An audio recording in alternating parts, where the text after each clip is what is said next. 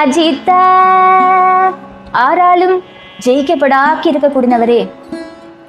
துவம் ஜெய ஜெய நீங்கள் ஜெயிக்கணும், நீங்கள் ஜெயிக்கணும். ஜெயா விஜயி பவ, ஜெயா விஜயி பவ. அப்ப என்னை விட பலவானா ஆறும் இல்லை, எனக்கு சமானமாகவும் ஆறும் இல்லை. மாயதானே ஆட்டி படைக்கிறது. அந்த மாயையும் பகவானோட சக்தியா, மாயையும் ஆட்டி படைக்கக்கூடியவனாக்குமாம் பகவான். இதெல்லாம் இப்படியெல்லாம் வாஸ்தவமாக நடந்திருக்கு. வேதமூர்த்திகள் பகவானை ஸ்துதிச்சிருக்கு. பகவான் இந்த ஜெகத்தை நடத்திட்டு போகிறார். அதுக்கெல்லாம் என்ன பிரமாணம் சொல்லி கேட்கறத வேதம் தான் பிரமாணம். வேதம் சொல்றது நான் தானே பேசினேன், நான் தான் இப்போ உங்கள்கிட்டையும் பேசுறேன். அந்த பரமாத்மா ஒருத்தர் தானே. ஆனால் வேதம் பல தேவதைகளா சொல்லுறதே. அப்போ அதில் ஆறு வாஸ்தவம், ஆறு பரமாத்மா, ஏதாக்கும் வாஸ்தவமான அந்த தெய்வம் நருது. அதுக்கு மேலே கால் வச்சா புல்லு மேலே கால் வச்சோன்னு சொல்ல மாட்டோம். புல்லும் எதில் இருக்கு? பூமியில தான் இருக்கு. அப்போ பூமி மேலே கால் வச்சதா ஆயிடுறது. அது மாதிரி வேதம் அந்நிய தேவதைகளை ஸ்துதிச்சாலும் அந்த ஸ்துதிகள் எல்லாம் பகவானை தான் போய் சேர்றது சொல்லி இந்த உதாரணத்துலேருந்து நம்ம புரியறது. ரொம்ப முக்கியமாக கதையை சொல்கிறாங்க. பகவானோட அந்த சத்குணங்களை கேட்குறா, காதார கேட்குற மாத்திரையில சம்சாரத்தால் அவளுக்கு உண்டானதான துக்கம் எல்லாம் நீங்கி விடுறது. அப்போ அவ்வளோ துர்லபமான மனுஷ ஜென்மத்தை நமக்கு தந்து இந்த மனுஷ ஜென்மத்தில் பகவத் பக்தி ஜனிக்கும்படியா இப்படி ஒரு சத்சங்கத்தை ஏற்பாடு பண்ணி பகவானில் பக்தி ஜனிப்பிச்சு அந்த கதையை கேட்க வைக்கிறாரே. அப்படி நமக்கு உதவி பண்ணினா அந்த பரமாத்மா பகவான் கிட்டக்க நன்றி வேண்டாமா? ரொம்ப பேசிக் இது. தன்மயனா அதுக்குள்ளே இருந்துட்டு பிரகாசிக்கிறார், அந்தரியாமையா இருக்காரு சொல்லி இதுலேருந்து தெரிவிக்கிறார். வாஸ்தவத்தில் அன்னமயாதி கோஷ பந்தம் பகவானுக்கு உண்டாகல். பகவான் அதுக்குள்ளே பிரவேசித்தாலும் அதுக்கு அதீனமாக பகவான் போயிடுறது இல்லை. இந்த அன்னமய கோஷம், பிராணமய கோஷம், மனோமய கோஷம், விஜானமய கோஷமும் தாண்டி ஆனந்தமய கோஷமும் தாண்டி சாட்சியா இருக்கக்கூடியவராக்கும் அந்த பரமாத்மா. அதை தெரிஞ்சுக்கணும்.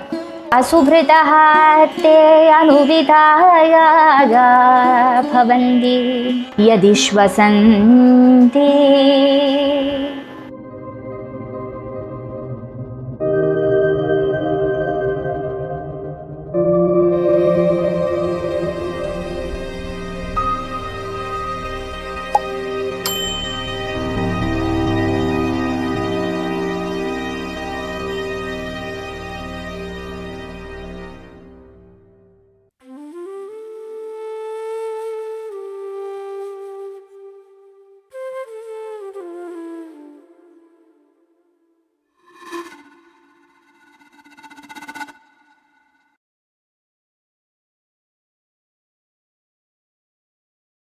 ஹரே ராம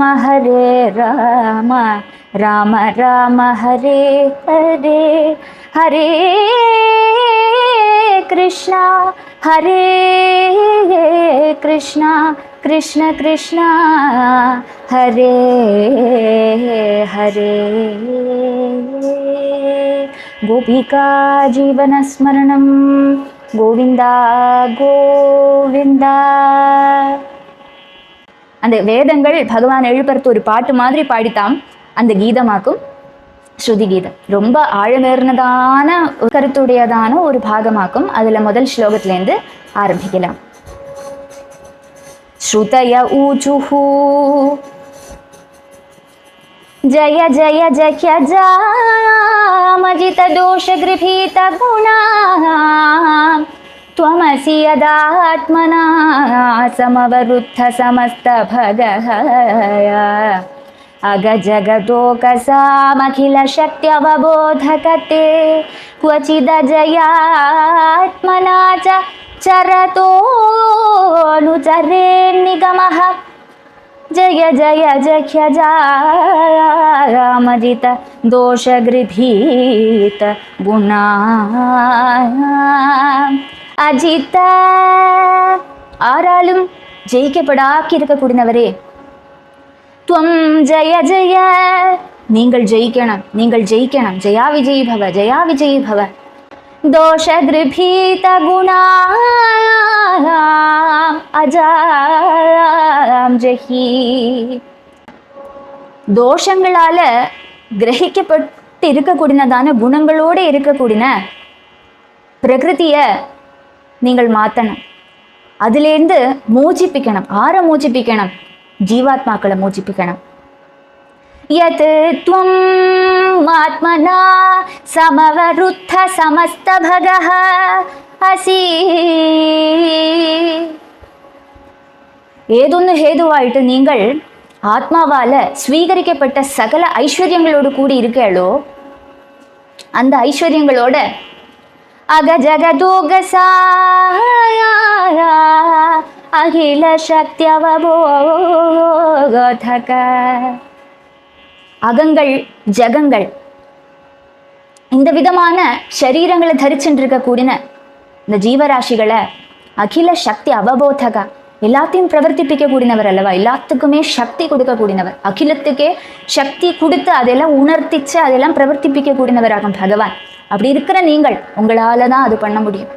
அஜயா ஆத்மநாச்சரதா, பிரகிருதியோடையும் புருஷனோடையும் நியந்தாவா இருக்கக்கூடிய நீங்கள் உங்கள நிகமஹா குவச்சித் அனுசரேத், வேதம் ஒரு இடத்துல எப்படி அனுசரிக்கும் அதை அனுசரிக்கும்படியா நீங்கள் ஆகணும். அந்த பிரகிருதியில மூங்கி மூடி இருக்கக்கூடியதான ஜீவாத்மாக்களை நீங்கள் காப்பாற்றணும் சொல்லி இந்த ஒரு ஸ்துதி ஆரம்பிக்கிறது. இதை கொஞ்சம் கூட டீட்டெயிலாக இந்த ஸ்லோகத்தை பார்க்கலாம். ஜய ஜய, முதல்ல வேதம் பகவானை உணர்த்துற சமயத்தில், வேத மாதா உணர்த்துற சமயத்தில் பகவானுக்கு ஜெயா ஜெயா சொல்லி உணர்த்துறது. நல்ல வாக்குகளோட நம்ம ஒரு ஆளை தூங்கிட்டு இருக்கிறவாளை எழுப்பணும்னா நல்ல வார்த்தைகளை சொல்லி எழுப்பணும். அப்போ தான் அவளோட லைஃப், அவளோட அந்த நாள் பாசிட்டிவாக இருக்கும் இல்லையா. அதனால வேத மாதா பகவானை ஜெய ஜெய, நீங்கள் ஜெயிக்கட்டும், நீங்கள் இன்னொரு காரியம் பண்ண போகிறீங்களோ அதில் உங்களுக்கு ஜெயம் வரட்டும், ஜெயம் வரட்டும் சொல்லி சர்வோத்கர்ஷேன நீங்கள் வர்த்திக்கணும் வர்த்திக்கணும்னு சொல்லி பகவானை புகழ்ந்து எழுப்புறது வேதம். உங்களுக்கு நீங்கள் தான் ஜெயிக்கணும்னு சொல்லி எழுப்புறது. அப்போ பகவான் இப்படி திரும்பி படுத்துண்டு இப்படின்னு நினைக்கிறார். அவர் எழுந்திருந்த சனல் கண் மூடி அப்படியே படுத்துட்டு இருக்கார். அப்போ அவர் நினைக்கிறார், வேதங்கள் கிட்ட சொல்கிறார், எனக்கு சமமோ என்னை விட அதிகம் பலவானாவோ இந்த உலகத்தில், இந்த சிருஷ்டியில் இல்லைன்னா எங்கே இருக்கோமோ அங்கே யாருமே இல்லையே. அப்போ என்னை விட பலவானா யாரும் இல்லை, எனக்கு சமானமாகவும் யாரும் இல்லை. அப்போ ஆரை போய் நான் ஜெயிக்கணும், நான் ஜெயிக்கணும்னா எனக்கு ஒரு காம்படிஷனாக ஆறுவது வேண்டாமா? அவளை ஜெயிக்கிறது தானே ஜெயம் நருது. அப்போ நான் தனியே எப்படி ஜெயிக்கிறது அப்படி பகவான் கேட்குறார். அப்படி கேட்டுன்னா அதுக்கு என்ன அர்த்தம்? அப்போ வேதம் சொன்னது என்ன சொல்லுவா, அதில் பொருள் இல்லை சொல்லி அர்த்தம். ஜெய ஜெய சொல்கிறதுல பகவான் சும்மா இருக்கிறத எப்படி ஜெயிக்க முடியும்? யாராவது கூட காம்படிஷனுக்கு வந்தால் தானே ஜெயிக்க முடியும். அப்போ அதை சொல்கிற. அப்போ வேதம் சொன்னது அப்போ என்னது? அதுலேருந்து அந்த ஜெய ஜெய ஆரை ஜெயிக்கணும், பகவானுக்கு எப்படி ஜெயம் வரும்? அப்படி ஒரு கொஷின் வரும் இல்லையா. அதுக்கு உத்தரம் ஸ்ருதிகள் அடுத்த பதத்தில் சொல்கிறது, பிரகிருதியால் மூடப்பட்டு இருக்கக்கூடியதான ஜீவாத்மாக்களை நீங்கள் ரட்சிக்கணும், காப்பாற்றணும். அப்படி நீங்கள் காப்பாற்றிட்டுனா இதுவரை உங்களுக்கு இல்லாததான ஒரு உத்கர்ஷம் வந்துவிடுமே. பிரகிருதி பந்தம் நீக்கிறது எப்படி? பகவான் எப்படி நீக்கணும்? பகவானுக்கு என்ன அவசியம் சொல்லி கேட்கறத கருணையால் நீங்கள் பண்ணணும். உங்களுக்கு ஒரு அவசியம், உங்களுக்கு ஒன்றும் சாதிக்கிறதுக்கு இல்லை. நீங்கள் சுதந்திரனாக இருக்கக்கூடியவர், உங்களுக்கு ஒரு ஈடுபாடும் இல்லை, ஒன்றுலேயுமே ஒரு என்ன சொல்லுவா அட்டாச்மெண்ட் இல்லை, அப்படி இருக்கக்கூடியவராக நீங்கள். ஆனாலும் நீங்கள் இந்த ஜீவாத்மாக்களை காப்பாற்றணும், கருணையால் காப்பாற்றணும். அப்போ கருணையால் நீங்கள் அவளை ஒரு கால் காப்பாற்றினா எங்களை எங்கள் பகவான் காப்பாற்றினார் சொல்லி அவள்லாம் புகழ்வா இல்லையா, அப்போ தான் நீங்கள் ஜெயிப்பேன். அதை சொல்கிற. அப்போ அஜயா சொல்லி கூப்பிடுற அடுத்த பதத்தில், குரு ரூபேண ஜீவாத்மாக்களை அனுகிரகம் பண்ணணும் சொல்லி வேத மாதா பகவானை பிரார்த்தனை பண்ணுறேன். வேத மாதாவுக்கு வாத்சல்யம் இந்த ஜீவராசிகள் கிட்டக்க. ஏன்னா ஜீவராசிகள் இருக்கிறவா தானே வேத மார்க்கத்தை அனுசரிச்சுட்டு இருக்கா, வேதத்தை அவளோட தெய்வமாக காணுறா, அவளோட அந்த சனாதன தர்மத்துக்கு ஆதாரமாக காணுறா. அப்போ எல்லாருமே வேத சந்ததிகள் தான், நம்ம எல்லாருமே குழந்தைகள் தான் வேத மாதாக்கு. அதனால வாத்சல்யத்தால் இதெல்லாம் அந்த இருளில் அப்படியே படுத்துட்டு இருக்கேன். அதானது சிருஷ்டியோட அவசானத்தில் எல்லாமே லைட் சூடும் பகவானுக்குள்ள. ஜீவாத்மாக்கள் எல்லாருமே, பாக்கி இருக்கிற எல்லா ஜீவராசிகளுமே லைட் சூடும். இந்த சிருஷ்டி ஆரம்பிக்கிற வரை அந்த அந்தகாரத்திலேயே இருந்துட்டு இருக்கும் இந்த ஜீவாத்மாக்கள். ஒன்றுமே பண்ணாக்கி சேதனம் அல்லாத மாதிரி, சேதனம் ஆக்கும் ஆனால் அல்லாத மாதிரி அப்படியே அந்தகாரத்தில் இருந்துட்டு இருக்கும். சிருஷ்டி ஆரம்பிக்கிறத பகவான் மீண்டும் சிருஷ்டி பண்ணுறத அது பூர்வ கல்பத்தில் என்னென்ன கர்மம் பண்ணியிருக்குமோ அதனோட பலத்தை அனுபவிக்கிறதுக்கு ஒரு சரீரங்களை தரிச்சுட்டு சம்சாரத்தில் பிறக்கிறது. இப்படியே தான் நடந்துட்டு இருக்கு. இப்படியே காலங்காலமாக இந்த சைக்கிள் நடந்துகிட்டே இருக்கு. நம்மளும் காலங்காலமாக இருந்துட்டு இருக்கோம். இருந்துட்டு இருந்த காரணம் தான் இப்போவும் நம்ம முக்தி அடையாக்கி சம்சாரத்தில் இருந்துட்டு இருக்கோம் இல்லையா. அப்போது அதுலேருந்து என்ன புரிஞ்சுக்கணும்னா, காலங்காலமாக கஷ்டப்பட்டு இருக்கேன் இந்த ஜீவராசிகள், இவாளை எப்படியாவது உத்தாரணம் பண்ணண்டாமா, பகவான் கிருப்பை பண்ணினா தான் இவாளுக்கு வல்ல கதி கிடைக்க போகிறது. அதனால ஜீவ பித்தா அல்லவா, உங்கள்லேருந்து தோன்றினவாள் அல்லவா அந்த ஜீவராசிகள் எல்லாம். அப்போ நீங்கள் தான் இவாளை காப்பாற்றணும்னு சொல்லி வேத மாதா இந்த ஜீவராசிகளுக்கு வேண்டி சரணாகதி பண்ணுற பகவான் கிட்டக்க போய். இப்போ ஜீவ பிதாவா இருக்கக்கூடிய ஜெகத் பிதாவான பகவான் கிட்டக்க பிரார்த்தனை பண்றான். சரி, பகவான் காப்பாற்றி விடுவார். காப்பாத்துறதுக்கு பகவானுக்கு சக்தி உண்டோ சொல்லி ஒரு கொஸ்டின் வருமே. அதுக்கு தான் சொல்றா அடுத்த பதத்துல, அஜித்த ஆராலையும் ஜெயிக்கப்படாக இருக்கக்கூடியவரே சொல்லி அந்த சம்போதனை. யாருக்குமே பகவானை ஜெயிக்க முடியாதான். இந்த பிரகிருதியால தானே இந்த உலகத்தையே பிரகிருதி தானே ஆட்டி படைக்கிறது, மாயை தானே ஆட்டி படைக்கிறது.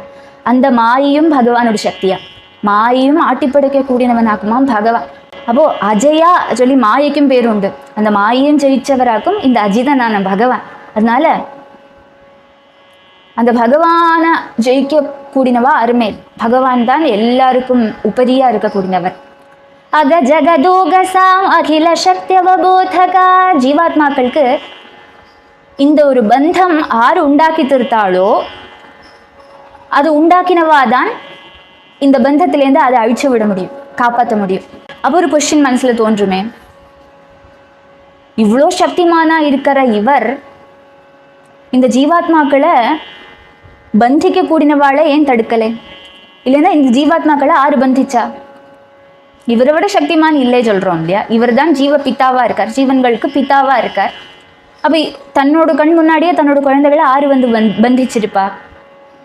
வேற ஒரு பர்சன் வந்து பந்திச்சா தானே பந்தனத்துல இருந்துட்டு இருக்க போறது. அது அப்படி ஒரு கொஸ்டின் வருமே. ஆறு பந்திச்சா, இவா ஏன் பந்தனத்துல இருந்துட்டு இருக்கா? அப்படி ஒரு கொஸ்டின் வருமே. அப்ப ஆறு பந்திச்சா சொல்லி கேட்கறத பந்திச்சவரும் இவரே தானா? ஆருக்கு தான் பந்திக்க முடியும் ஜீவாத்மாக்களை. அதுதான் இங்க சொல்றா. ஜீவாத்மாக்களுக்கு அதுவும் போறாக்கி இதுலேருந்து என்ன புரிஞ்சுக்கணும்னா, இந்த ஜீவாத்மாக்களை இந்த பந்தத்திலேருந்து ஆருக்கு அழிச்சு விட முடியும்னா இதை கெட்டினவன் ஆரோ அவருக்கு தான் அழிச்சு விட முடியும். அப்போ அதுலேருந்து என்ன புரியுறது? பகவான் தான் இந்த ஜீவாத்மாக்களை பந்திச்சிருக்கார். அவரால் தான் இந்த ஜீவாத்மாக்களுக்கு முக்தி கொடுக்கவும் முடியும். அதுவும் புரியுறது. அதுதான் இங்க சொல்றா, அக ஜகதோகசாம் அகில சக்தியவபோதகா. எல்லா சரீரங்களையும் உணர்த்த பண்ணக்கூடியவனாக்கும் பகவான். எல்லாத்துக்குள்ளேயும் பிரவேசிச்சு தன்னோட சக்தியால அதையும் பிரவர்த்திப்பிக்கிறார். இந்த ஜீவாத்மாக்களுக்கு பிரகிருதியோடு உள்ள சேர்ச்சையும் பகவானால உண்டாக்கப்பட்டதாக்கும் சொல்லி இதுலேருந்து புரியாது. சரி, பிரகிருதியோடு சேர்ந்து இருக்கு, பந்தனத்தில் இருக்கு. இந்த பந்தனத்தில் இருந்தா என்ன கேடு வரப்போகிறது ஜீவாத்மாக்களுக்கு? என்ன தோஷம் இருக்கு இந்த பந்தனத்துல? சம்சாரத்துல சுகமா தானே இருந்துட்டு இருக்கோம் இல்லையா? நம்ம காரியத்தை நம்ம பார்த்துட்டு இருக்கோம், என்ன கிடைக்கிறதோ சாப்பிட்றோம், சுகமா படுத்துட்டு இருக்கோம், தூங்குறோம், டைமுக்கு தூங்குறோம், ஸ்கூலுக்கு போகிறோம், வேலைக்கு போகிறோம், சம்பாதிச்சு பைசாவை நம்ம அனுபவிச்சுட்டு இருக்கோம். இதுதானா ஜீவிதம்? என்னென்ன சுகம் இருக்கோ அதெல்லாம் அனுபவிக்கிறோம். துக்கமும் இருக்கு. அப்படியே சுகத்திலேயே இருந்துட்டு இருக்க முடியறதுல துக்கமும் டைமுக்கு வந்துடுறது. மொத்தத்துல ஹோல் பிக்சர்ல பாக்குறத துக்காலயம் அசாஸ்வதம். இந்த சம்சாரம்ன்றது கஷ்டப்பட்டுன்னு தான் இருக்கோம் நம்ம. அப்போ அதை சொல்கிறாங்க, தோஷ கிருபீத குணாம் தைவிஹேஷா குணமயி மம மாயா துரத்தியா சொல்லி பகவான் சொல்கிறார் இல்லையா? மாயைக்கு 3 குணங்கள் உண்டு. இந்த பிரகிருதிக்கு, இந்த உலகம்னாலே அது திரிகுணாத்மகமாகும், சத்துவம் ரஜஸ் தமசு. அப்போ அந்த குணங்கள் இருக்கிறனால என்ன சம்பவிக்கிறது? இந்த குணங்களோட கீழே ஒரு பப்பட் மாதிரி இந்த ஜீவாத்மாக்கள் இருந்துட்டு இருக்கு. தன்னோட ஸ்வரூபானந்தத்தை மறந்து சப்தாதி விஷயங்கள்ல ஆனந்த புத்தியா பரிபிரமிச்சுருக்கு இந்த ஜீவாத்மாக்கள். சப்தாதி விஷயங்கள் தனக்கு தரக்கூடியதான அந்த சுகம், துச்சமான சுகம்தான் வாஸ்தவமான சுகம் சொல்லி நினைச்சுண்டு தன்னோட ஜீவிதத்தை இதுலேயே அந்த சுகத்துக்கு பின்னாடியே ஓடி அப்படியே நிஷ்பலமா பண்ணிட்டு விடுறது ஜீவாத்மாக்கள். அப்படியே பண்ணிட்டு இருக்கிற சமயத்துல என்ன ஆகுறது? அதுக்கு வீண்டும் ஜனனம், வீண்டும் மரணம், வீண்டும் ஜனனம், வீண்டும் மரணம் சொல்லி ஜனன மரண சக்கரத்துல அது பெட்டுக்கிறது. மொத்தத்துல பாக்குறத அதுக்கு சுவாதந்திரியம் இல்லை. இதுலேருந்து மாறி போகலாம். சம்சாரம் எனக்கு வேண்டாம் சொல்லி மாற்றி வைக்க முடியாது. நமக்கு அந்த சாய்ஸ் இல்லை. இந்த குணங்களுக்கு அதீனமாக இருக்கிறனால அந்த சாய்ஸ் இல்லை. துக்கமும் இருக்கு, ரொம்ப கஷ்டப்படுறோம். சம்சாரம்னாலே துக்கம். அப்போ அதனால இந்த பந்தனத்தால கஷ்டம்தான் அதிகம் ஜீவராசிகளுக்கு. அதனால இந்த கஷ்டத்துலேருந்து அவளை காப்பாற்றணும். ஈஸ்வரனாக்கும் இந்த பந்தத்தை உண்டாக்குறார், இதுலேருந்து அழிச்சும் விடுறாரு சொல்லி எல்லாம் எங்கேருந்து புரியாது? இதெல்லாம் என்ன பிரமாணம்? இதெல்லாம் சொல்றது ஓகே, இதெல்லாம் இமேஜின் பண்றோம். எங்கேயோ பகவான் பள்ளி கொண்டிருக்காள், வேதமூர்த்திகள் வந்து பகவானை ஸ்துதிக்கிறார், பகவான் வந்து எல்லா ஜீவராசிகளையும் பந்திப்பிக்கிறார், அழிச்சு விடுறார், அவரால் தான் காப்பாற்ற முடியும், அவர் ஜெயிச்சு விட்டார், அப்படியெல்லாம் சொல்றது இன்னும் இமேஜினேஷன் மாதிரி நம்ம மைண்ட்ல ஒரு பிக்சர் வருது இல்லையா? இதுக்கெல்லாம் என்ன பிரமாணம்? இதெல்லாம் இப்படியெல்லாம் வாஸ்தவமா நடந்திருக்கு. வேதமூர்த்திகள் பகவானை ஸ்துதிச்சிருக்கு, பகவான் இந்த ஜெகத்தை நடத்திட்டு போகிறார். அதுக்கெல்லாம் என்ன பிரமாணம் சொல்லி கேட்கறத வேதம் தான் பிரமாணம். வேதம் சொல்றது நான் தானே பேசினேன், நான் தான் இப்போ உங்கள்கிட்டையும் பேசுறேன். வேத ரூபமா இருக்கு இல்லையா இந்த ஸ்துதி? அதனால வேதம் தான் அதுக்கு பிரமாணம். ஜீவாத்மாக்களை ரட்சிக்கிறதுக்கு சில சமயத்துல பகவான் வந்து பிரகிருதியோட சேர்ந்து சிருஷ்டி ஸ்திதி சம்ஹார லீலைகள் பண்ணுறார். ஜீவாத்மாக்களை காப்பாற்றணும்னு சொல்லித்தான் சம்சார லீலை பண்றார். இவர் வந்து தனக்குள்ள லயிச்சுட்டு இருக்கிற இந்த ஜீவாத்மாக்களை வெளியில விடலைன்னா, ஒரு உலகம் சொல்லி உண்டாக்கி சிருஷ்டி உண்டாக்கி அதுல இந்த ஜீவாத்மாக்களை விடலைன்னா ஜீவாத்மாக்கள் அந்த அந்தகாரத்திலேயே இருந்துட்டு இருக்கும்.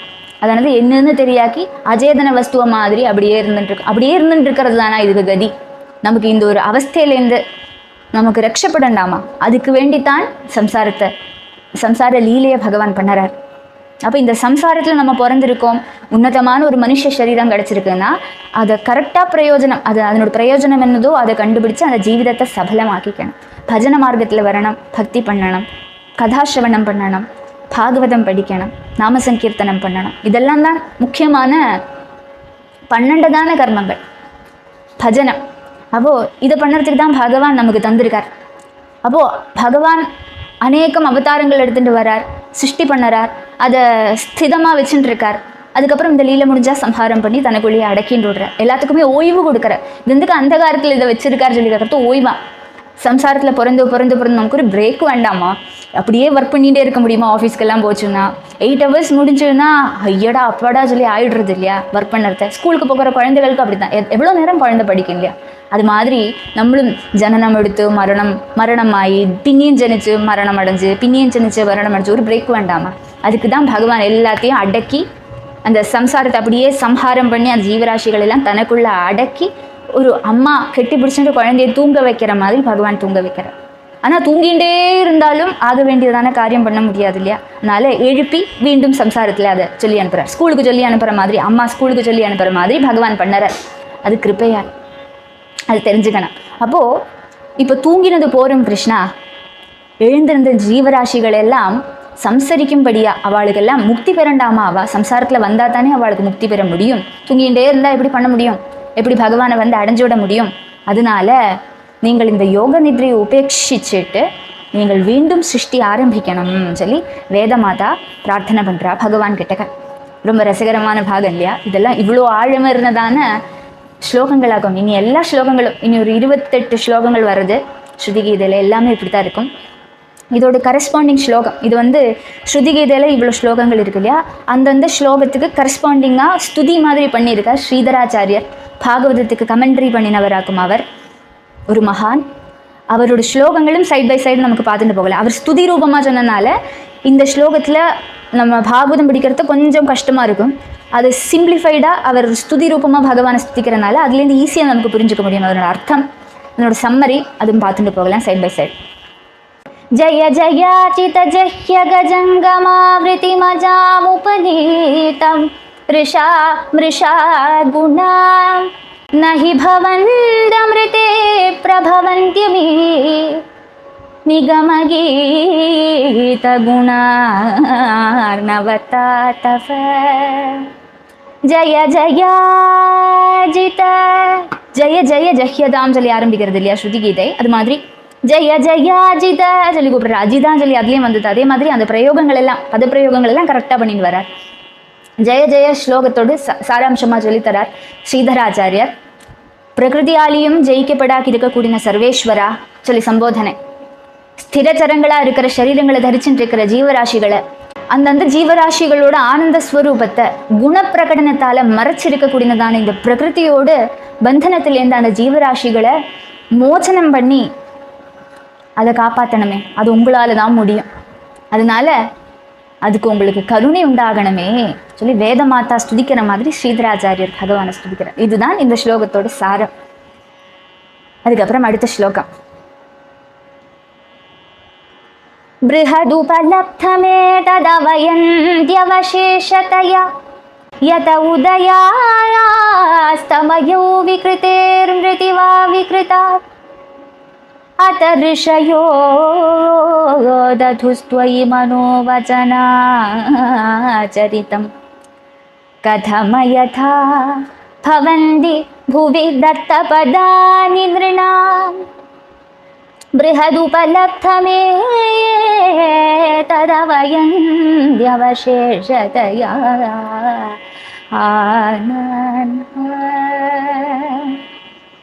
வேதத்தை கொஞ்சம் கூடி டீப்பாக சொல்லித்தர. வேதம் எப்படின்னா, வேதத்தில் நிறைய சூக்தங்கள் எல்லாம் வரும். வாயு சூக்தம், வருண சூக்தம், இந்திரனை புகழ்ந்துட்டு ஒரு பாகம் வரும். அதே மாதிரி பகவான் சிவனை புகழ்ந்துட்டு ஒரு பாகம் வரும். அப்படி அந்தந்த தேவதைகளை புகழ்ந்துட்டு ஒரு சூக்தங்கள், ஒரு பாகங்கள் அப்படி வரும். அப்போ அந்தந்த ஸ்துதி பட்சம் வர சமயத்தில் அந்தந்த தேவதைகளை உயர்த்தி பேசும் வேதம். அப்போ அந்தந்த பாகத்தில் அந்தந்த ஸ்தோத்திரத்தை படிக்கிற சமயத்தில் ஓ இந்த தேவதை தானோ பெருசு, இவர் தான் ரொம்ப பெருசோ அப்படி சொல்லி நமக்கு தோணிவிடும். அப்போது அது வேதத்தில் நமக்கு நிறைய பார்க்க முடியும். பகவான் சொல்கிறவர் பிரம்மஸ்வரூபனாக இருக்கிறவர் அந்த பரமாத்மா ஒருத்தர் தானே. ஆனால் வேதம் பல தேவதைகளாக சொல்லுறதே. அப்போ அதில் ஆறு வாஸ்தவம், ஆறு பரமாத்மா, ஏதாக்கும் வாஸ்தவமான அந்த தெய்வம்ங்கிறது அப்படி ஒரு கொஸ்டின் வருமே, அதுக்கு சொல்கிறது பகவானோட அந்த பரத்துவத்தை நிர்ணயம் பண்ணுறது வேதம். இந்த ஒரு ஸ்லோகத்தில் இந்த காண கிடைக்கக்கூடியதான சகலவும் பிரம்மஸ்வரூபமான பகவான் தான், எல்லாமே பகவான் தான். இப்போ தேவதைகள் சொன்னோமே, அவளும் பகவான் தான் சொல்கிறாரு இங்கே. உண்டானதெல்லாம் இல்லாதாக்க கூடினதான அந்த பிரளயத்திலையும் பகவான் அவசேஷிக்கிறார். அது பிரளய காலத்தில் எல்லாமே லயிச்சு போயிடுறது. ஒரு தத்துவங்கள் உண்டாயிருக்கே, எல்லா தத்துவங்களும் அதுக்குள்ள லயிச்சு எல்லாமே பிரகிருதியில் லயிச்சு அந்த பிரகிருதியும் ஒடுங்கி பகவானுக்குள்ளே போய் லயிச்சு விடுறது. பகவானுக்கு லயஸ்தானமே, பகவான் தான் அவசேஷிக்கிறார். அந்த காரண ஜலத்தில் அப்படியே பள்ளி கொண்டு பெருமாளை படுத்துட்டு இருக்கார் இல்லையா. அப்போது அந்த பகவான்கிட்ட ஸ்தோத்திரம் பண்ணுறது வேதங்கள் எல்லாமே நீங்கள் தானே, எல்லாத்தோடும் லயாவஸ்தையில் நீங்கள் தான் பரமாத்மா சொல்லி சித்தமாக ஆயிடுறதே. கடம் ஷராவம் சொல்கிற பதார்த்தங்கள் அதுக்கு உற்பத்தியும் லயவும் இருக்குது. அது மண்ணிலேருந்து உண்டாகிறது. மண்ணு தான் மண்ணை ப்ரொடியூஸ் பண்ணறா. மண்ணை நல்லா குழைச்சி அது ஒரு ரூபமாக ஆக்கி ஒரு குடம் உண்டாக்குறா, அது ஒரு ரூபமாக ஆக்கி ஒரு வெசல் உண்டாக்குறா. அப்படி டிஃப்ரெண்ட் ஷேப்பில் டிஃப்ரெண்ட் நாம ரூபங்களோட ஒரு பொம்மை, ஒரு குடம் அப்படி மண்ணால் உண்டாக்குறா. அது கொஞ்ச காலம் அப்படியே இருக்கு வச்சுக்கோங்க. அதுக்கப்புறம் அதனோட காலம் முடிஞ்சு விடுத்து, அந்த பொம்மையெல்லாம் உடஞ்சி போயிடுத்து, குடம் உடஞ்சி போயிடுத்துன்னா அது மண்ணோட மண்ணாகி மக்கி போயிடும், மண் ஆயிடும். அது ஆரம்பத்தில் எந்த ஒரு நிலையில் இருந்ததோ அதுவாகவே அது ஆயிடும். அது மாதிரி பகவான் நிறைய விஸ்தரணங்கள் எடுத்துக்கிற, பகவான்லேருந்து அநேகம் தேவதைகள் உடல் எடுக்கிறா. பகவானோட ஒரு பாகங்கள் விராட் புருஷனை சொல்கிறோம் இல்லையா, அந்த விராட் புருஷனோட ஒரு பாகங்கள்லேருந்து ஒரு தேவதைகள் வரா. கையிலேருந்து இந்திரன் வரார், முகத்திலேருந்து அக்னி வரார், ஒரு கண்ணு சூரியன், ஒரு கண்ணு சந்திரன். பகவானோடு அந்த சுருளான கேசங்களே மேகங்களாக ஆயிடுறது. பகவானோட பாதத்திலேருந்து ஒருத்தர் வரார். அப்படி ஒரு தேவதைகள் பகவானோட ஒரு அவயவங்கள்லேருந்து வரா சொல்லி பார்க்குறோம் இல்லையா. அப்போ தேவதைகளுக்கெல்லாம் காரணம் பகவான் ஆகும், உறவிடம் பகவான் ஆகும். அதனால இந்திரன், அக்னி முதலான தேவாள் எல்லாம் பகவான்லேருந்து வித்தியஸ்தாளன் அல்ல சொல்லி இங்கே சொல்லித்தரா. வேறு உதாரணத்தோட பாகவதன் நமக்கு சொல்லித்தரது என்னென்னா, கல்லிலேயோ முள்ளிலேயோ அது மாதிரி பாறாங்கல்லிலேயோ இல்லை பிரிக்கிலேயோ நம்ம கொண்டு காலை வச்சாலும் அந்த வைக்கிற அந்த கால் பூமியில் தானே பதிக்கிறது. இப்போ பூமிக்கு மேலே ஒரு கல் இருக்குது, பூமிக்கு மேலே புல்லெல்லாம் கிடக்கிறது வச்சுக்கோங்க. அதுக்கு மேலே கால் வச்சா புல்லு மேலே கால் வச்சோன்னு சொல்ல மாட்டோம், புல்லும் எதில் இருக்குது, பூமியில் தான் இருக்குது. அப்போ பூமி மேலே கால் வச்சதா ஆயிடுறது. அது மாதிரி வேதம் அந்நிய தேவதைகளை ஸ்துதிச்சாலும் அந்த ஸ்துதிகள் எல்லாம் பகவானை தான் போய் சேர்றது சொல்லி இந்த உதாரணத்துலேருந்து நம்ம புரியறது. அப்போ இந்த மந்திரங்களும் ஒரு ரிஷிகள் எல்லாம் கண்டுபிடிச்சிருப்பா இல்லையா, ஒரு ரிஷிமார் உண்டாக்கினதான சூக்தங்களாக்கும் சொல்லி வேதத்திலே வரும். அப்போ அந்த ரிஷிமார் எல்லாம் அந்த தேவதைகளை ஸ்துதிக்கிற சமயத்தில் அந்த தேவதைகளை பகவானோட அம்சமாக கண்டுட்டு தான் அவளும் வழிபடுறான். அது தெரிஞ்சுக்கணும். பகவானோட ஒரு பாகமாக கண்டுண்டு அந்த பாகத்தை ஸ்தோத்திரம் பண்ணுறேன், அது தெரிஞ்சுக்கணும். அப்போ அப்படியாக்கும் வாஸ்தவம் எல்லாமே பகவான் தான், வித்தியஸ்தமான நாமரூபங்களாக இருந்தாலும் எல்லாமே பகவான்லேருந்து தோன்றினது தான் சொல்லி அந்த பகவானோட உத்கர்ஷத்தை ஒன்று கூடி சித்தமாக சொல்லித்தரது வேதமாதா. இதோட கரஸ்பாண்டிங் ஸ்லோகம் ஸ்ரீதராச்சாரியரோட. கிரஹிணவன்னி ரவீந்திர முகாமரா ஜகதிதம் ந பவேத் பிருதகுத்திதம் பகுமுகைரபி மந்திரகணைரஜஸ்வமுருமூர்த்திரதோ வினிகத்யசே கிரஹிணவன்னி ரவீந்திர முகாமரா. ஸ்ரீதராச்சாரியர் சொல்லறார் இந்த ஸ்லோகத்தில், பிரம்மா, அக்னி, சூரியன், இந்திரன், ருத்ரன் முதலான எவ்வளோ தேவதைகள் இருக்காளோ எல்லாரை பற்றியும் வேதத்தில் மந்திரங்கள் வருது. வேதங்கள் அந்தந்த தேவதைகளை உத்கர்ஷத்தோட சொல்லியும் தருது. ஆனால் வாஸ்தவத்தில் அவள் எல்லாருமே பகவானோட அம்சங்களாகும். பகவானை கூடாக்கி அந்நியமான ஒரு தேவதை நமக்கு காண கிடைக்கிறது இல்லை. அப்படி இல்லை. அந்த மந்திரகணங்கள் எந்தெந்த தேவதைகளை ஸ்துதிக்கிற மந்திரகணங்கள் நமக்கு வேதத்துல கிடைக்கிறதோ அந்தந்த மந்திரகணங்கள் பகவானைத்தான் ஸ்துதிக்கிறது சொல்லி இந்த ஸ்லோகத்திலேருந்து நமக்கு சொல்லித்தரா. அப்போ பகவான்லேருந்து உத்பவிச்சவாளாக்கு அந்த தேவதைகள் அவளோட அந்த ஜீவித காலம் முடிஞ்சதுன்னா பகவான்லேயே போய் அவள் லயிச்சு விடுறா. சர்வாதிஷ்டான ஸ்வரூபனா பகவான் இருக்கார். அவர் மட்டும்தான் அதிஷ்டானமா எல்லாருக்கும் இருக்கார். அவரை கூடாக்கி அந்நியமான ஒரு தேவதை இல்லை. எல்லாருக்கும் காரியஸ்வரூபனா காரணஸ்வரூபனா இருக்கக்கூடியவர் பகவான் தான். அடுத்த ஸ்லோகம். இதி தவ சூரயஸ்த்ரதிபதேகில லோகமலக்ஷபண கதாமிருதாப்திமவகாஹ்யம் அவகாஹ்ய தபாம்சி ஜஹுஹு கிமுத புனः ஸ்வதாமவிதுதாஷய காலகுணாः பரம பஜந்தி யே பதமஜஸ்ர சுகானுபவம். ஹே த்யதிபதே, ஹே மூணு குணங்களோடும் சுவாமியா இருக்கக்கூடியவரே சொல்லி சம்போதனை பண்றது வேதம்.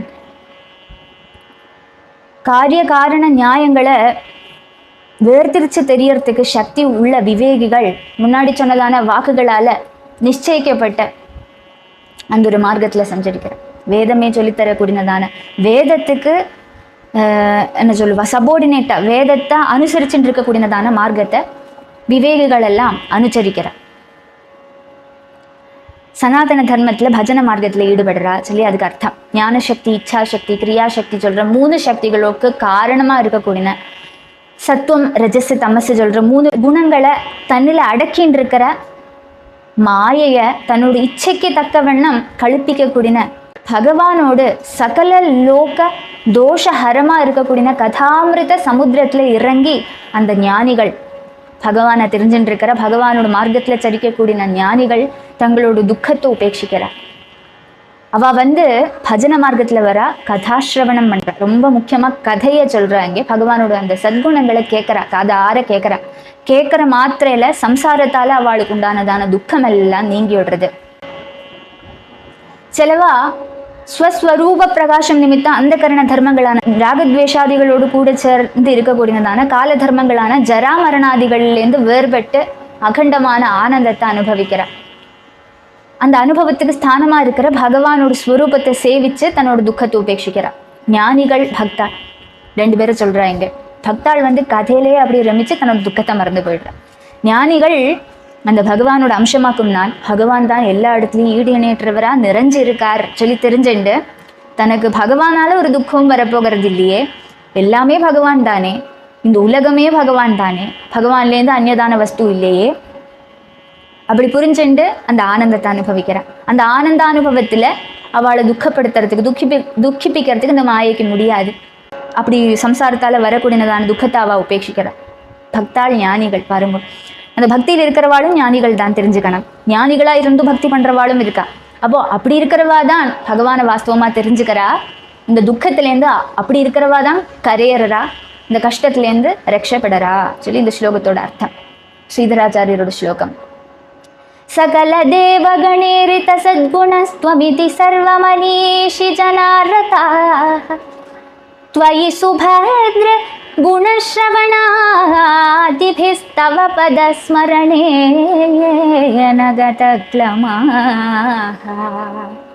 गतक्लमाः. சகல தேவாளும் கூடி பகவானை தன்னை ஸ்துதிக்கிறா. இந்த தேவதைகள் எல்லாம் பகவானோட அம்சமா சொல்றா. அம்சமா இருக்கிற அவளும் பகவானை ஸ்துதிக்கிறா. வித்வான்களும் பகவானை ஸ்துதிக்கிறா. அவ எப்படின்னா புத்தி உள்ளவா, பகவானோட குண கதாசிரவணாதிகள்ல சந்தோஷப்படுற. அந்த பாதஸ்மரணத்தால க்ஷீணம் தேர்ந்து துக்கம் மாறி அவளோட ஜீவிதத்தை சபலமாக்குறா அந்த பக்தா. அதை சொல்றார் ஸ்ரீதராச்சாரியர். அடுத்த ஸ்லோகம்.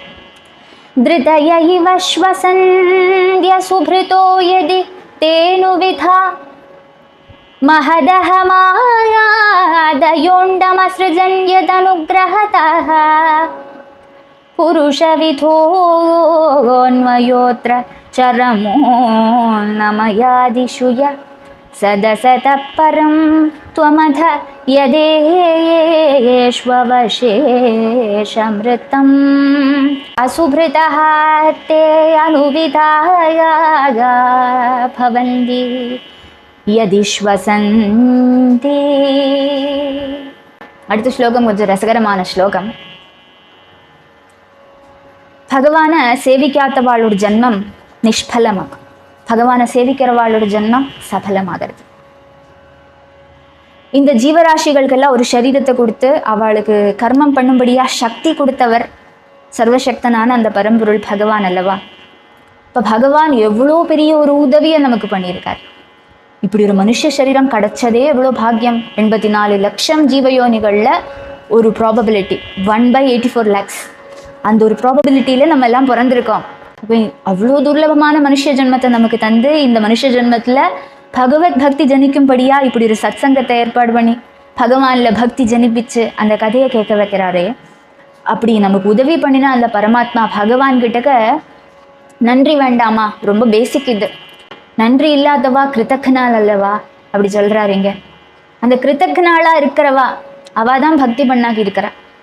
பகவானில் பக்தி பண்ணாக்கி இந்த மனுஷ ஜென்மத்தில் அப்படியே ஜீவிச்சுட்டு இருக்காளே, கிடைக்கக்கூடியதான துச்சமான சுகங்கள் பின்னாடி ஓடிண்டு பகவானை மறந்துட்டு இருக்காளே. பகவானை மறக்கிறது கிருதக்னதையாக்கும், நன்றி இல்லாமையாக்கும். அப்படி இருக்கிறவா துருத்திக்கு சமானம் சொல்கிறார். துருத்தின்னா என்னென்னா, நம்ம எல்லாம் அடுப்பு மூட்டுவோம் இல்லையா, பண்டு காலத்தில் வில்லேஜஸ்லாம் இருக்கும். அடுப்பு மூட்டுறத அந்த தீ விறகுல தீ கொளுத்தி வைப்போம். அந்த தீ நல்லா ஆளி கத்தி பெருசாக கத்தணும், பெருசாக எரியணும்னா என்ன பண்ணுவோம்னா துருத்தி சொன்ன ஒரு சாதனம் உண்டு. இப்படி ஒரு குழல் மாதிரி இருக்கும், குழல் வச்சு ஊதுவோம் இல்லையா, அது மாதிரி இப்படி ஒரு சாதனம் இருக்கும், ஒரு விசரி மாதிரி. அது இப்படி அமுத்திட்டுனா முன்னாடி கூடி அந்த காற்று வரும். அப்படி அந்த துருத்தியால் இப்படி அமுத்திட்டுனா முன்னாடி காற்று வரும். அந்த காற்றால் தீ நல்லா எரிய ஆரம்பிக்கும். அந்த துருத்தியும் சுவசிக்கிறது, அதுவும் தோலால் பண்ணப்பட்டது தான். அது இப்படி ஆகிறத அதுவும் சுவசிக்கிறது. அப்போ அந்த துருத்திக்கு சமானமாக்கும் இவா. அதுக்கு என்ன அர்த்தம்னா ஜீவச்சவமாக்கும். பகவானை பஜிக்காதவா அந்த கிருத்தக்கனாளாக இருக்கிற கூடினவா ஜீவச்சவங்களாகும் சொல்லி இந்த ஸ்லோகம் நமக்கு சொல்லித்தருது. பரமோபகாரி அல்லவா பகவான். அந்த பகவானை பஜிக்கணும் சொல்லி இதுலேருந்து புரியறது. மகத்தத்துவம், அகங்கார தத்துவம், பஞ்சபூதங்கள் முதலானவை எல்லாம் உண்டான சமயத்தில் அதெல்லாம் வேறுபட்டு அந்தந்த செக்ரிகேட்டாக ஒரு திசையில் போய் இருந்துட்டு இருந்ததுதான். எல்லாமே கூடி சேர்ந்தால் தான் சிருஷ்டி ஆரம்பிக்க முடியும். அப்போ இந்த தத்துவங்கள் எல்லாம் சிருஷ்டியாகி வந்து கொடுத்து, ஆனால் எப்படி சேர்ந்து கோஆர்டினேட் பண்ணி இந்த சம்சாரத்தை நடத்தணும்னு சொல்லி எதுக்குமே தெரியாது. எல்லாமே அச்சேதனம். அப்போ என்னாச்சு, பகவான் எல்லாத்துக்குள்ளேயும் பிரவேசிக்கிற சக்தி ரூபமாக பிரவேசிக்கிற சமயத்தில் எல்லாமா கூடி சேர்ந்து கோஆர்டினேட்டடாக ஒர்க் பண்ண ஆரம்பிச்சது. அப்படி தான் இந்த சிருஷ்டி ஆரம்பிக்கிறது, இந்த ஜெகத்தை நடந்துட்டு இருக்கு. அப்போ இதை பிரவர்த்திப்பிச்சவர் அவர் அல்லவோ, அவரோட சாமர்த்தியத்தால தான் இதெல்லாம் நடக்கிறது.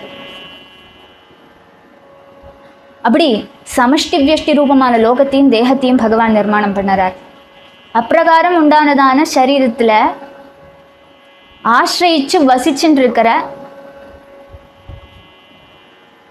இந்த ஜீவாத்மா பகவான் இத்தகையதான ஒரு உதவியை பண்ணியிருக்காரு. அந்த உபகார ஸ்மரணை உண்டாகண்டாமா?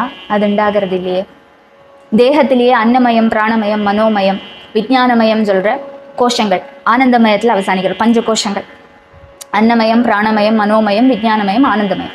அன்னமயம்ங்கிறது அன்னத்தால் பண்ணப்பட்டதான இந்த சரீரம், தோலோடு இருக்கு இல்லையா, ஸ்தூலமான பதார்த்தங்களால் பண்ணப்பட்டது.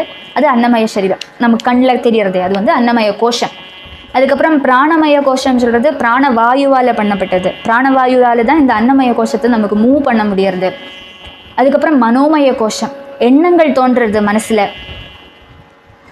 அந்த ஒரு மனசு இருக்கக்கூடியதான அந்த கோஷம். அதுக்கப்புறம் விஞ்ஞானமய கோஷம், புத்தி, இது கரெக்டு, இது தப்பு, இப்படி பண்ணக்கூடாது, இப்படி இருக்கணும் சொல்லி நமக்கு சொல்லித்தரது இல்லையா, அந்த விவேகம், விஞ்ஞானம், அது இருக்கக்கூடியது விஞ்ஞானமய கோஷம். அதுக்கப்புறம் ஆனந்தமய கோஷம், ஆனந்த ஸ்வரூபம், அதுதான் நம்ம ஸ்வரூபம். அப்படி இருக்கக்கூடிய அந்த பஞ்ச கோஷத்தோடு இருக்கக்கூடியதான இந்த ஒரு சரீரத்தை பிரவர்த்திப்பிக்கிறார் பகவான். இந்த 5 கோஷங்களுக்கும் சைதன்யத்தை உண்டாக்கி கூடினவராக்கும் அவர். இந்த அன்னமயாதி கோஷங்கள் அவர் பிரவேசனம் பண்ணி தன்மயனா அதுக்குள்ளே இருந்துட்டு பிரகாசிக்கிறார், அந்தரியாமையா இருக்காரு சொல்லி இதுல தெரிவிக்கிறார். வாஸ்தவத்துல அன்னமயாதி கோஷ பந்தம் பகவானுக்கு உண்டாகல். பகவான் அதுக்குள்ள பிரவேசிச்சாலும் அதுக்கு அதீனமா பகவான் போயிடுறது இல்லை. இந்த அன்னமய கோஷம், பிராணமய கோஷம், மனோமய கோஷம், விஞ்ஞானமய கோஷமும் தாண்டி ஆனந்தமய கோஷமும் தாண்டி சாட்சியா இருக்கக்கூடியவராக்கும் அந்த பரமாத்மா. அதை தெரிஞ்சுக்கணும். அப்போ அப்படி இருக்கிற அந்த பகவானை, ஆனந்தமய கோஷத்துக்கும் சாட்சியா உள்ள விளங்கின்னு இருக்கிற அந்த பகவானை குரு காருண்யத்தால ஒரு ஜீவன் ஸ்க்ரூட்டினைஸ் பண்ணி உள்ள டைவ் பண்ணி தெரிஞ்சுக்கிறது. அப்போ அந்த ஒரு நிலைக்கு நம்ம போகணும். அப்பதான் பகவான் உள்ளே இருக்காருன்னு, தனக்குள்ளேயே பகவான் இருக்காருன்னு சொல்லி நமக்கு தெரிஞ்சோடும். அப்ப அதை சொல்லி தருது இந்த ஸ்லோகம். எல்லாமே நசிச்சாலும் நாசமில்லாக்கி அவசேஷிக்க கூடினவராக்கும் நீங்கள், சத்திய வஸ்துவாக்கும் நீங்கள், எல்லாத்துக்கும் அதிஷ்டானமா இருக்கக்கூடியதான பரமாத்மா ஆக்கும் நீங்கள். அப்படி உங்களை பஜிக்காதவா ஜீவச்சவங்கள் அல்லவோ சொல்லி வேதமாதா ஸ்துதிக்கிறது. இதனோட கரஸ்பாண்டிங் ஸ்லோகம். நரவபு பிரதிபத்யயதி த்வய ஸ்ரவண வர்ணன சம்ஸ்மரணாதிபி நரஹரே ந பஜந்தி நிருணாமிருதம் திருதிவதுச்வசிதம் விபலம் ததஹ. அப்படியே தான் ஸ்ரீதராச்சாரியரும் சொல்றார். மனுஷ சரீரம் சித்திச்சிட்டும் உங்களோட கதாசிரவணம் ஸ்வரூப தியானம் முதலான அந்த கர்மங்கள் பண்ணாகி அந்த பஜன மார்க்கத்தில் ஈடுபடாக்கி மனுஷ ஜீவிதத்தை நிஷ்பலமா பண்றாளே செலவா, அச்சேதனமா இருக்கக்கூடியதான துருத்திக்குள்ளேயும் சுவாசவாயு போயிட்டு வந்துட்டு இருக்கு, அதுவும் ஸ்வசிக்கிறது. அது மாதிரி ஸ்வசிக்கக்கூடிய ஒரு ஜீவச்சவமாக்கும் அவா. அல்லாஹ்க்கு என்னதான் சொல்றது, அவளோட ஜீவிதத்துல வேற பிரயோஜனமே இல்லையே சொல்லி ஸ்ரீதராச்சாரியர் சொல்றார். இதெல்லாம் நமக்கு வைராக்கியம் உண்டாகணும், பகவத் மார்க்கத்துல நம்ம வரணும்னு சொல்றதுக்காக இப்படி எல்லாம் சொல்றார். அதுக்கப்புறம் அடுத்த ஸ்லோகம். உதரமுபாசதேய ரிஷிவர்த்ம சுக்கூர்பத்ருஷः பரிசர பத்ததிம் ஹிருதயமாருணயோதஹரம் தத உதகாதனந்த தவ தாம சிரப்பரமம் புனரிஹயத் சமேத்யன பதந்தி கிருதாந்தமுகே உதரமுபாசதே. அடுத்த ஸ்லோகத்துல பகவான தியானிக்க கூடியதான தியான யோகத்தை பற்றி சொல்றேன். இந்த ஒரு ஸ்லோகத்துல ரிஷி சம்பிரதாயம், ரிஷிகள் எல்லாம் இந்த சம்பிரதாயத்துல தான் இருக்கா. நிறைய டைப் ஆஃப் ரிஷிகள் இருக்கா. ஸ்தூலதர்ஷிகளான சில முனிமார் இருக்கா. அவ தன்னோட சரீரத்துல சக்கரங்கள் இருக்கு, மணிபூரகம், ஆத்யா சொல்லி நிறைய டைப்ல சக்கரங்கள் இருக்கு. யோக சாஸ்திரத்துல அது வரும். அந்தந்த சக்கரங்களுக்கு ஒரு பொசிஷன் இருக்கு. மூலாதார சக்கரம்னா மூலாதாரம் அந்த பொசிஷன்ல இருக்கு. தொப்புள் கொடியில் ஒரு சக்கரம் இருக்கு, மணிபூரகம் சொல்லி பேரு. ஹிருதயத்துல ஒரு சக்கரம் இருக்கு, கண்டத்துல ஒரு சக்கரம் இருக்கு, நெற்றியில இங்க ஒரு சக்கரம் இருக்கு, ஆத்யா சக்கரம். அதுக்கப்புறம் சஹஸ்ரார சக்கரம் சொல்லி இங்க தலையில ஒரு சக்கரம் இருக்கு, பிரம்மரந்திரம் இல்லையா, அந்த இடத்துல இருக்கு. அப்படி இந்த சக்கரங்கள்ல எல்லாம் பகவான் ஒரு மூர்த்திகளா விளங்கிட்டு வர. அந்தந்த சக்கரங்கள்ல தன்னோட பிராணவாயோட சஞ்சாரத்தால பிராணாயாமம் பண்ணி அந்த பலத்தால பகவானை சாட்சாத்கரிக்கிறா யோகிகள் எல்லாருமே. அந்த ஒரு பிரக்ரியை சொல்றா. அதுல ரெண்டு பிரக்ரியை மட்டும் இங்க சொல்றா. ஸ்தூலதர்ஷிகளான சில முனிமார் என்ன பண்றா, மணிபூரகத்துல தான் பகவான் இருக்கார் சொல்லி, தொப்புள் கொடியில பகவான் இருக்கார் சொல்லி அங்கேயே தியானம் பண்ணறா. அப்படி செலவா ஸ்தூலோபாதியிலேருந்து சூக்ஷ்ம மார்க்கத்துக்கு அவ போகிறா. அவ ஸ்தூலமா பார்த்துட்டு அந்த தொப்புள் கொடியோட ஸ்தானத்துல பகவான் இருக்காரு சொல்லி முதல்ல ஆரம்பிப்பா. அதுக்கப்புறம் சூக்ஷ்மமா அந்த தியானத்தோட பலத்தால மெல்ல மெல்ல அவ ரியலைஸ் பண்ணுவா பகவான் எங்க இருக்காரு சொல்லி. அப்படி அபியாசம் பண்ணுவா அந்த ரிஷிமார். வேற சிலவா என்ன பண்ணுவானா, ஹிருதயத்துல தான் பகவான் இருக்கார். ஆருணி சொல்ற ரிஷியோட சம்பிரதாயத்துல இருக்கிறவா எல்லாருமே ஹிருதயத்துல பகவான் இருக்காரு சொல்லி அந்த பாகத்துல பகவானை சாட்சாத்கரிக்கலாம்னு சொல்லி அங்க பிரயத்னிப்பா. சுஷும்னா சொல்லி ஒரு நாடி உண்டு. இப்போ நம்ம ஸ்பைனல் கோடு சொல்கிறோம் இல்லையா, அது பிரெயினில் கனெக்டடாக, அந்த பிரெயின்லேருந்து இப்படி நம்மளோட ஸ்பைனில் இப்படி கரெக்டாக போயிட்டு இருக்கும். லைனாக ஒரு சாதனம் இருக்கும். அதுலேருந்து தான் நமக்கு என்ன சொல்லுமா ஒர்க் ஆகிறது, நம்மளோட நர்வ் செல்ஸ் எல்லாம் அதில் லிங்க்டாக இருக்கும். அதால் தான் நமக்கு தெரியறது, இன்ஃபர்மேஷன் ப்ராசஸ் பண்ணுற முடியறது பாடியில். அப்போ அந்த நாடியை சொல்கிற சுஷும்னா சொல்கிற நாடி அது ஹிருதயத்துலேயே அது இருக்குது. ஹிருதயத்தில் அது விடருமா, படர்ந்து போயிடுமா. அந்த நாடியோட கனெக்ஷன் சிரசு வரையும் போகும், சஹஸ்ரார சக்கரம் வரையும் அதனோட கனெக்ஷன் போகும். அதெல்லாம் ரொம்ப பயாலஜிக்கலி சொல்லலாம்.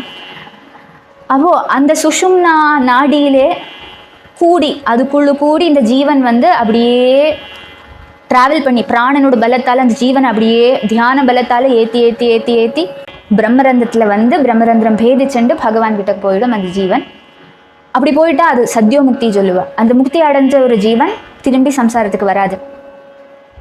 அந்த ஜீவாத்மாவுக்கு பின்ன ஜனன மரண ரூபமான சம்சாரத்தில் வரேண்ட அவசியம் இல்லை. அது பகவானை போய் அடைஞ்சு விடுறது. அப்போ சத்யோமுக்தி கிரமமுக்தி சொல்லியெல்லாம் நம்ம பாகவதத்தில் முன் ஸ்கந்தங்களில் பார்த்துருக்கோம். அதைத்தான் எங்கேயும் சொல்லறா. அப்படியும் பகவானை பிரார்த்தனை பண்ணக்கூடிய ரிஷீஸ்வரால் இருக்கா சொல்லி இந்த ஸ்லோகம் சொல்லி தருது. அப்படி ஜனன மரண துக்கத்துலேருந்து முக்தி பிராபிக்கிறதுக்கு ஒரு வழி உண்டு. ஆனால் அதெல்லாம் ரொம்ப கஷ்டமான வழி அல்லவோ, நம்ம மாதிரி இருக்கிற ஜனங்களுக்கு அது முடியாது.